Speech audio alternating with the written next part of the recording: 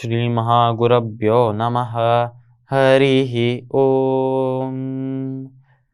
சதாசிவசமாரம்பாம் சங்கராச்சார்யமத்யமாம் அஸ்மதாச்சாரியபர்யந்தாம் வந்தே குருபரம்பராம். GeM TV நண்பர்களுக்கு எனது வணக்கங்கள். இன்றைய நாள் அனைவருக்கும் இனிய நாளாக அமைய எல்லாம் வல்ல இறைவனை வேண்டி இன்றைய மதமும் நம் மதமே நிகழ்ச்சிக்கு செல்வோம்.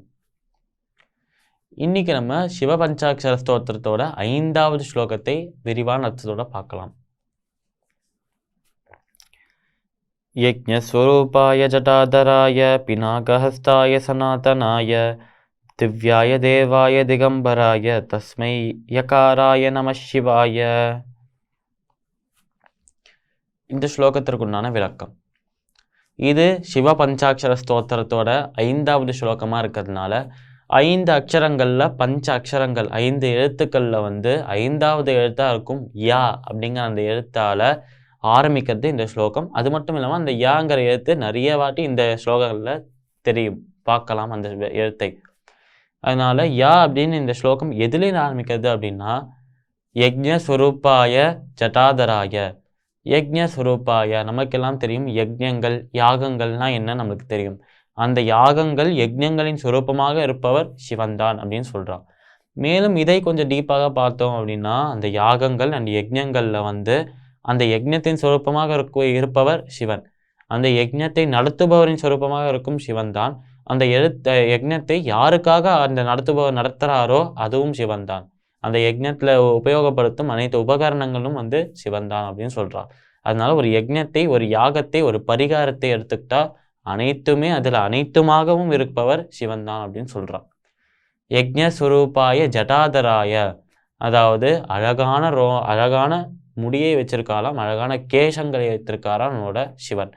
ஜட்டாதராய பினாக ஹஸ்தாய சனாதனாய, அதாவது பினாக ஹஸ்தாய, ஹஸ்தம் அப்படின்னு சொன்னால் கை அப்படின்னு அர்த்தம், கரம் அப்படின்னு அர்த்தம். அவரோட கையில் நம்மளோட சிவன் பினாக்கம் அப்படின்னு அழைக்கப்படுற ஒரு வகையான ஒரு வில்லை வச்சிருக்காராம் அவர். இந்த பினாக்கம் அப்படிங்கிற அந்த பெயர் கொஞ்சம் கம்மியாக தான் வருமா எல்லா இடத்துலையுமே. எங்கெல்லாம் சிவனோட அந்த வில்லு வர்றதோ அந்த இடத்துலலாம் கம்மியாக தான் வருமா பினாக்கம் அப்படிங்கிற பெயர். ஏனென்றால் அந்த வில்லுக்கு பினாக்கம் அப்படின்னு பெயர் இருந்தாலும் அது யாருக்கிட்ட இருக்கோ, அதோட ஓனர் யாரோ, அதுதான் ரொம்ப முக்கியமாக போயிருத்தாம் எல்லாருக்குமே.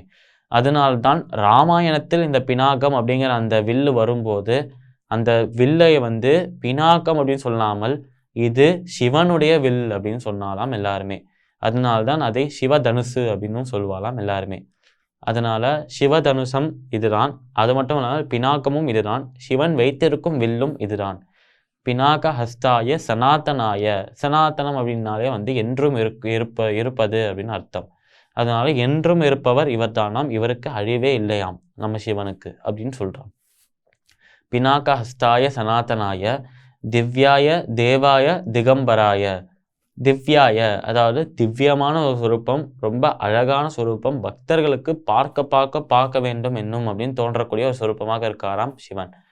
திவ்யாய தேவாய, அதாவது அனைவருக்கும் தேவனாக, அனைவருக்கும் கடவுளாக, இறைவனாக இருந்து வழிகாட்டுகிறாராம் நம்மளோட சிவன். திவ்யாய தேவாய திகம்பராய, இந்த ஒரு சொல்லை முன்னாடியே பார்த்தோம். திகம்பரம் அப்படின்னு சொன்னால் திக் அப்படின்னு சொன்னாலே திசைகள் அப்படின்னு அர்த்தம். அம்பரம் அப்படின்னு சொன்னால் உடைகள், ஆடை, கிளாத் அப்படின்னு அர்த்தம்.